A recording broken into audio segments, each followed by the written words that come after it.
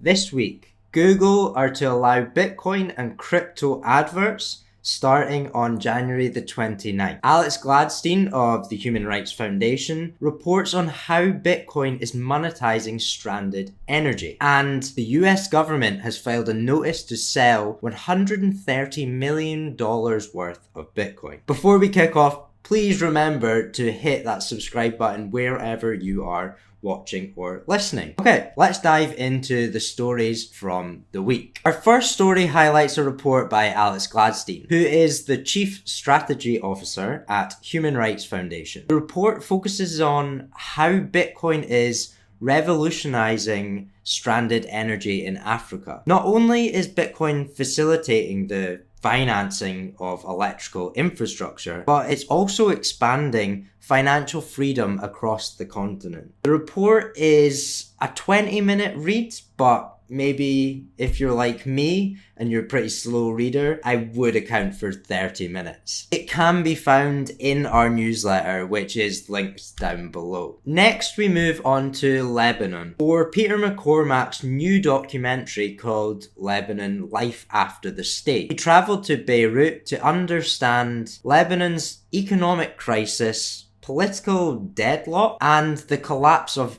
any effective government. Going over, he expected desperation, but what he witnessed and showed in the documentary is the spirit of the people of Lebanon and how the locals were rebuilding the country. So this is a fantastic 45-minute watch, and it's quite refreshing after all this ETF and financial talk around Bitcoin over the last few weeks. Now to the Bitcoin Policy Institute, who have uncovered and reported critical shortcomings in the recent research from the United Nations University on Bitcoin's environmental impact. They identified in their paper 3 flaws, calling into question its validity for policy guidance. So the flaws included selective bias, as the study's literature review is based on sources that have been discredited and fails to consider newer research showcasing Bitcoin mining's potential to support grid reliability and advance the shift to renewable energy.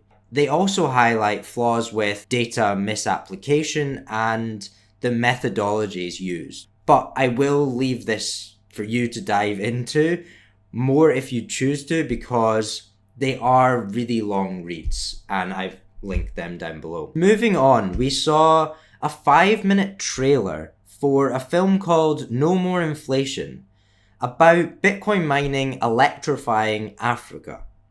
This seems to be a strong narrative in Bitcoin at the moment, as more people are just waking up to this use case for Bitcoin. So the trailer is just a really inspiring piece which demonstrates how Bitcoin mining is the solution to a real problem in rural parts of the world, highlighting how Bitcoin mining is enabling companies to bring electricity to these rural areas in Africa, which wouldn't be sustainable without mining. This video is really relatable and understandable to those outside of Bitcoin. So please give it a watch. It's only 5 minutes, and share it with a friend.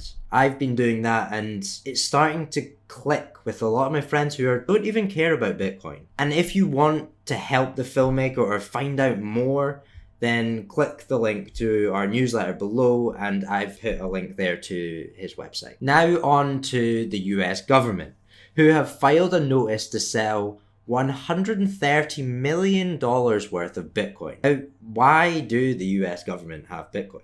That's the real question. The Bitcoin was seized from the closure of the Silk Road back in 2013. So $130 million worth of Bitcoin. Previously, this volume of Bitcoin might have been significant, but since the ETF approvals, it makes it look like just a minuscule amount. They may also be missing a trick by even selling it, but I'm unsure what the rules are around this in the US. Speaking of ETFs, Google have changed their latest policy regarding Bitcoin and crypto starting from January the 29th. They will allow advertising of Bitcoin ETFs. So expect an influx of marketing by these 11 companies that have Bitcoin spot ETFs. Initially, Google have said this will just be limited to the US, but a subsequent expansion at a global level is apparently planned. We finish at Cornell University, who have officially approved the first independent Bitcoin-focused study. So the pioneer behind this academic milestone is Ella Howe, a student at Cornell University who is set to embark on a unique academic journey that is centered around Bitcoin. This is a huge step in the world of Bitcoin academia,